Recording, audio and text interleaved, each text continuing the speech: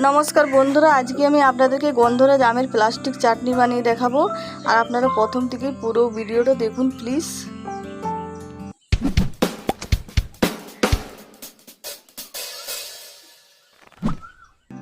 আর গন্ধরাজ আমের প্লাস্টিক চাটনি বানানোর জন্য আমি এখানে দেখুন দুটো আম নিয়েছি বড় সাইজের। আর এবারে আমের খোসাটা আমি ছাড়িয়ে নেব।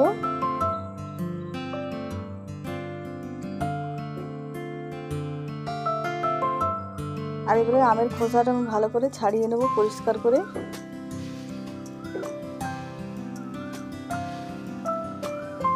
আর এবারে আমটা দেখুন আমি কুচি কুচি করে বানিয়ে নিচ্ছি। আর সব আমটাই দেখুন বানা হয়ে গেছে, এবারে পরিষ্কার করে ধুয়ে নেব। আর একটা নিয়েছি দেখুন গন্ধরাজ লেবু, আর গন্ধরাজ লেবুটা আমি গোল গোল করে কেটে নিয়েছি। আর এবারে কুচনো আমটা একটা বাটির মধ্যে আমি নিয়ে নিচ্ছি। আর আমের মধ্যে এবারে দিয়ে দেবো পরিমাণ মতো নুন।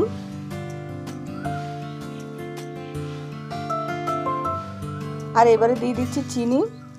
চিনিটা আপনারা আমের অনুযায়ী দেবেন, কোনো আম মিষ্টিও লাগে কোনো আম টকও লাগে খুব, সেই অনুযায়ী চিনি দেবেন বন্ধুরা। আর এবারে চিনিটা খুব ভালো করে আমের সঙ্গে মিশিয়ে নেব। আর দিয়ে দেবো একটু জল। আর জলটা দিয়েও খুব ভালো করে মিশিয়ে নেব। আর এবারে ঢাকা দিয়ে দেবো 10 থেকে 15 মিনিটের জন্য। 10-15 মিনিট পর আমি ঢাকাটা খুলে নিলাম। দেখুন চিনিটা খুব ভালোভাবে গলে মিশে গেছে। আর এবারে আমি কড়াইয়ের মধ্যে দিয়ে দিচ্ছি। আর খুব ভালো করে মিশিয়ে নিলাম। আর এবারে আমটা খুব ভালো করে সেদ্ধ করে নেব। কিছুক্ষণ পর আমি আমের মধ্যে 1 চিমটে হলুদ দিয়ে দিলাম, দেখতে ভালো লাগার জন্য বন্ধুরা, কালারটা খুবই সুন্দর আসবে রাতে, তার জন্য 1 চিমটে হলুদ দিলাম, খুব বেশি হলুদ দেবেন না।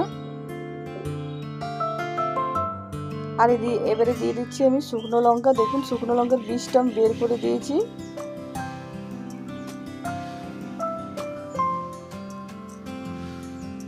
আর দেখুন এবারে আমটা খুব ভালো করে সিদ্ধ হয়ে গেছে। আর দেখুন কালারটা কত সুন্দর হয়েছে।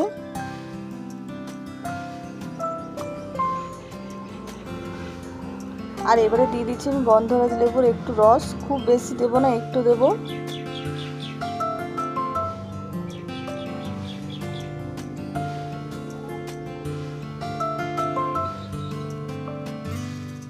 আর বাকি কেটে রাখা গন্ধরাজ লেবুটা আমি দিয়ে দিলাম দেখুন আমের প্লাস্টিক চাটনির মধ্যে।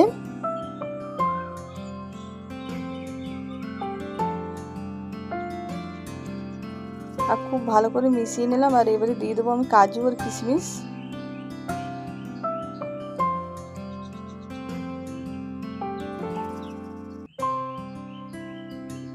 আর আমার হয়ে গেছে দেখুন গন্ধরাজ আমের প্লাস্টিক চাটনি। আর আপনারা বন্ধুরা এইভাবে বাড়িতে বানিয়ে খাবেন, খেতে খুবই ভালো লাগে। আর আমার ভিডিওটা পছন্দ হলে প্লিজ লাইক শেয়ার কমেন্ট করবেন। আর দেখুন দেখতে যতটা সুন্দর হয়েছে খেতেও ততটা ভালো হয়েছে বন্ধুরা।